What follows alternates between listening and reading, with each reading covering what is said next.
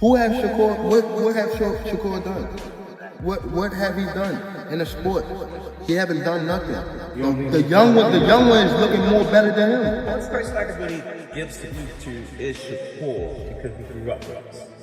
You know, that's why I get on Shakur. You know, sometimes it changes. It's me to try to be that tough guy. Big dad. Just keep it real. We grew up with us. Me and your grandma, we cool. No, that was a little kid. I'm gonna to be honest with you, I seen him fight his last fight. He was tired in that 12 round. Gervonta Tank Davis has finally hit his breaking point, and this time it's personal. The undefeated boxing star took to social media with a fiery message aimed straight at Shakur Stevenson.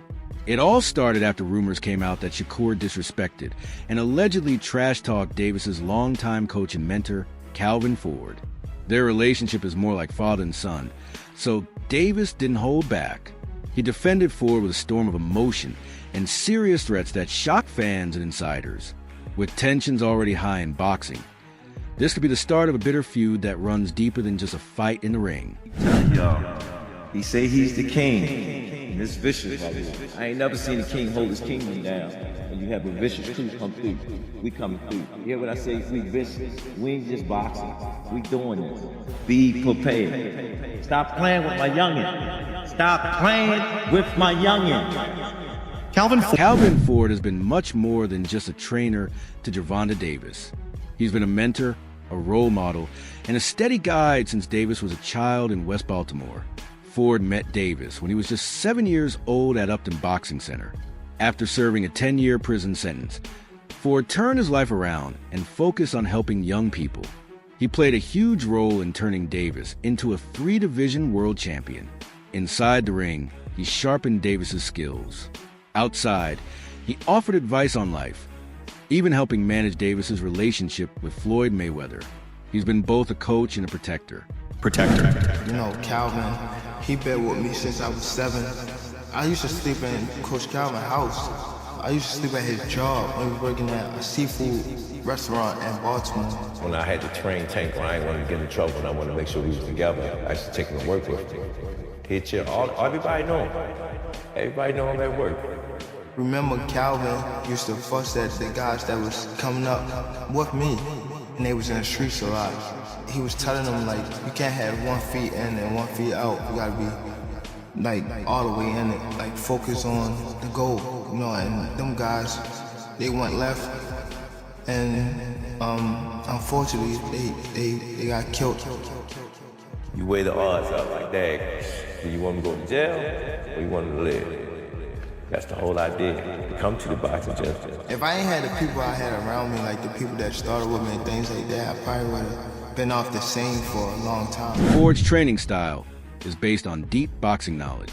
He focuses on footwork, clean defense, and solid technique, all of which match perfectly with Davis's natural power and speed.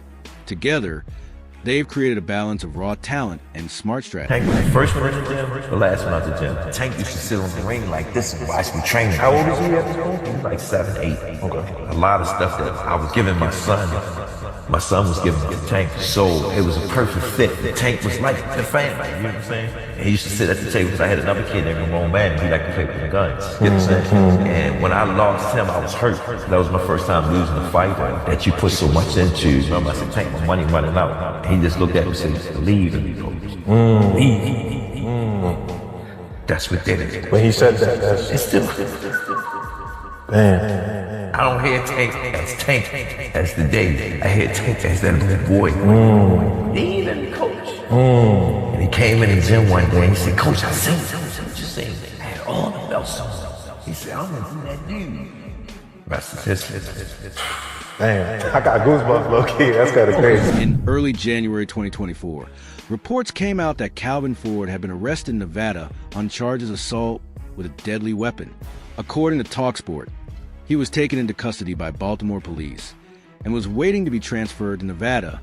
After the arrest, Gervonta Davis announced that he would professionally separate from Ford. He made it clear that he still respects Ford, but said it was time to focus on his own career and personal growth.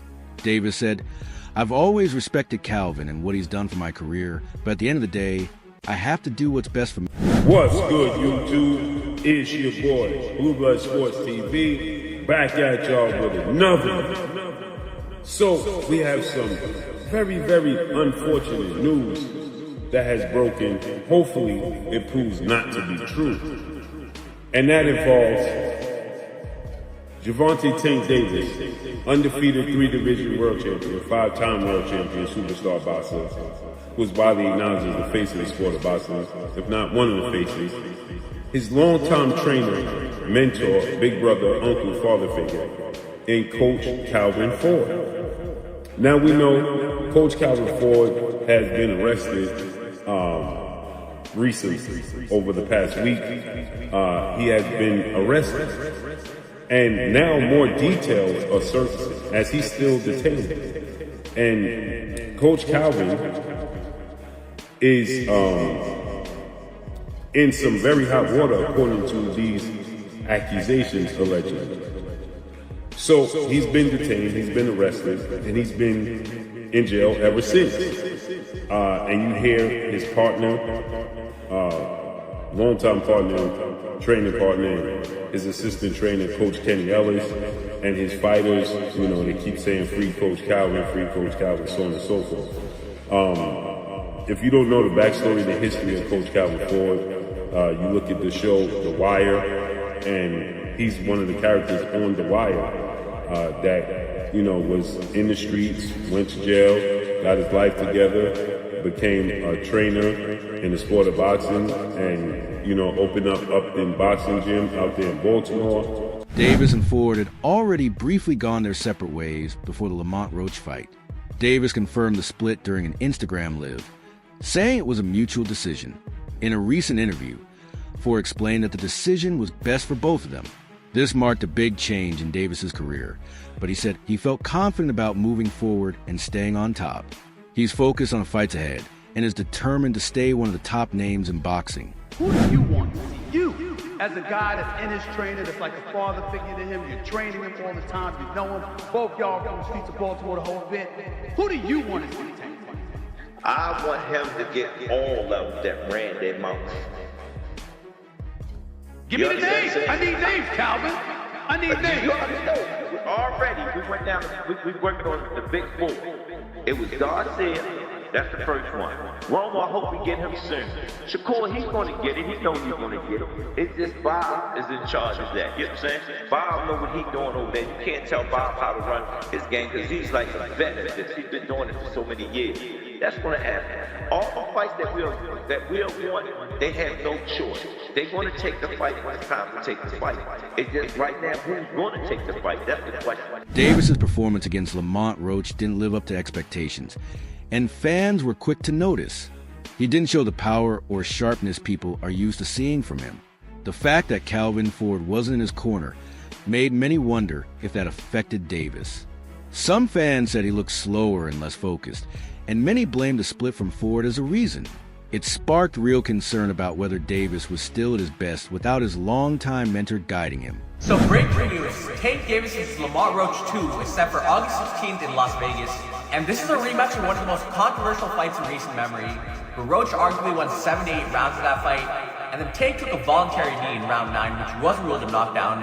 But ultimately, he was scored a majority draw. Now in the rematch, I do expect Tank to look much better than he did in the first fight.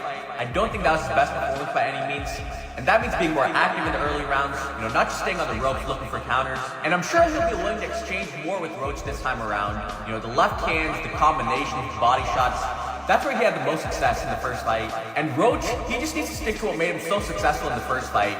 His forward pressure, staying behind that jab and right hand. But most importantly, he wasn't scared to take it at Tank, but he also didn't get too aggressive. Most of Tank's opponents, if they're scared of the power, they'll sit back on the ropes, get slowly broken down, or if they end up getting too aggressive, they get caught with a counter punch. But Roach, he was sharp that whole fight. I would go Tank in the rematch. I think he has a lot more to show this time around. But Roach did prove to be a very tough test. But you guys let me know who you got. The fight between Davis and Lamont Roach Jr. took place on March 1st, 2025, at the Barclays Center in Brooklyn. It was a close and competitive bout, but ended in a surprising majority draw. The first mark on Davis's otherwise perfect record. Tensions were already running high in Davis's camp, and Ford's loud presence ringside added to the drama. The biggest moment came in round 9, when Davis unexpectedly took a knee after a jab, causing major debate. The result left fans and experts demanding a rematch, setting up what could be a huge return fight between the two. So, Rick Glazer is reporting that Gervonta Davis and Lamont Roach sold 149,000 pay-per-view buys. And he tweeted this report at Turkey al-Sheikh. Coincidence? Truthful? Do you trust Rick Glazer's reporting on this issue? If you do, let me know why. If you don't, let me know why not. But you best believe I have a long video coming on this later today. Y'all be sure to check that out. We'll see y'all soon. Peace. Without Ford by his side, Davis ended up with a draw, something many believe wouldn't have happened if his longtime trainer had been there. Not long after the backlash, the two reunited. Ford came back into camp, and Davis said it felt good to have him there again. Their emotional and professional bond was restored, and it gave Davis a renewed sense of trust and confidence as he prepared for the rematch. For both men, it was a powerful moment, a return to what had always worked. You know, Calvin, he been with me since I was 7. I used to sleep in Coach Calvin's house. I used to sleep at his job when he was working at a seafood restaurant in Baltimore. When I had to train Tank, when I didn't want to get in trouble, and I wanted to make sure we was together, I used to take him to work with me. He'd chill. Everybody know him. Everybody know him at work. Remember, Calvin used to fuss at the guys that was coming up with me, and they was in the streets a lot. He was telling them, like, you can't have 1 feet in and 1 feet out. You gotta be, like, all the way in it. Like, focus on the goal, you know, and them guys, they went left, and unfortunately, they got killed. You weigh the odds up like that. Do you want to go to jail or you want to live? That's the whole idea. To come to the boxing gym. If I ain't had the people I had around me, like the people that started with me and things like that, I probably would have been off the scene for a long time. Still, Davis made a major change. For the rematch, he brought in a new coach, signaling that he's getting serious. The new training style is focused, disciplined, and built on fundamentals. Workouts now include detailed drills and endurance sessions, showing that Davis is locked in. People close to the camp say he's looking sharper and more committed than ever. This isn't just another fight, it's a turning point. Davis knows what's at stake and is preparing like never before to come back with a statement win. Yo, what's going on, fight fans? Check it out. It looks like Gervonta Davis has a new coach. And this is Coach Mustafa. He's a well-known coach down in the Atlanta area. And it looks like he's starting to train with him. I know he has that upcoming rematch coming up. It looks like it's slated for June. Now, this coach is known for his working on timing, precision, accuracy. Those are some of the things that this coach is well known for. He's also been training Kevin Farmer for his past 2 fights. Now, what does this mean for Tank? Is he leaving Coach Kyle and Coach Kenny, or is he adding Coach Mustafa to the team? Is it smart to switch trainers so close to a fight? Let me know what y'all think down in the comments below. Reports say that Gervonta Davis and Shakur Stevenson, both undefeated lightweight champions, are likely headed toward a huge unification fight in 2025. Stevenson, a slick 3-division champ known for his high ring IQ, calls it the biggest fight in boxing today. But first, Davis has to take care of his current matchups. Known for his knockout power and star status, Davis is seen by many as a favorite. Experts say his aggressive style and heavy hands could give him the edge.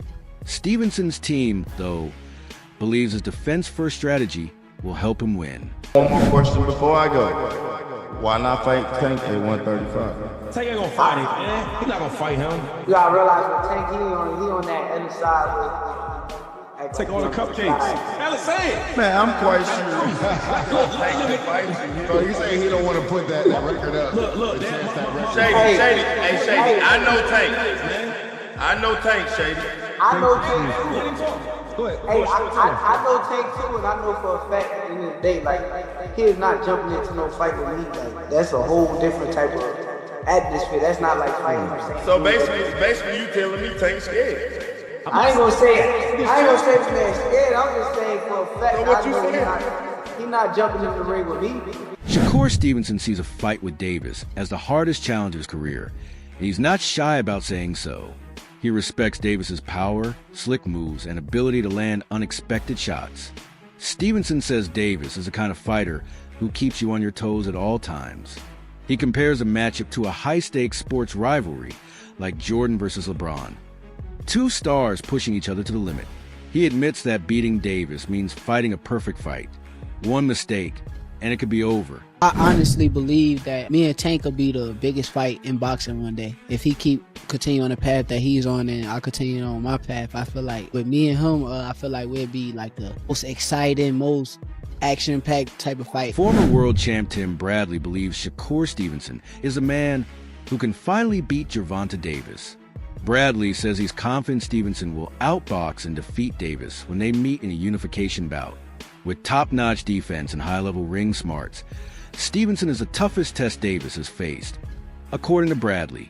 I just got one. I know Shakur Stevenson's going to be having a fight coming up. I know there's a lot of pressure of having to perform since he's been very critical of, this last fight. He has the free agency thing coming up. Any kind of wisdom or advice, something for a young fighter? Shakur don't need me to give me any wisdom. Shakur that guy, man. And call it whatever you want to call it. He ain't gonna be with Top Rank, whatever y'all want to say. You hated this. He don't need me to say what he needs to do. Shakur already knows what he needs to do. He's seeing Tank shine. He's seeing Tank get that attention. But his ultimate goal is to be the best at 135 pounds. That's his goal. So he gonna come in feeling some type of way. He gonna come in refocused, dedicated like always, and he gonna show y'all. He gonna show y'all what he made of on that night when he returns. Trust me, he will. He has that in him. Man. He's different, cut from a different cloth. He's the one to beat Tank. You think? Yeah. And call me a hate. I don't give a damn. Yeah, I keep coming at me. Keep bringing that hate. Keep bringing that hate, baby. I love it. Keep bringing it. Yes, he beats Tank. He outboxes him. Very easy. No problem whatsoever. Tim, last one for me, speaking of Tank, it seems like the ball is rolling and we may finally get the Vasil Lomachenko, Gervonta Davis matchup. Just your thoughts on the fight and the fight specifically in 2024. All right, you're gonna hear from the hater right now, okay? It's a great matchup. I wish that matchup could have happened maybe 4 or 5 years ago when Lomachenko was Lomachenko. However, I still think that the experienced Lomachenko, he has what it takes. He can defeat Tank. Bradley also admits that Gervonta Davis's record is perfect, unbeaten and filled with highlight reel knockouts. When Tank lands, his opponents don't last long. But Bradley says Stevenson's movement and defense make him a different kind of challenge.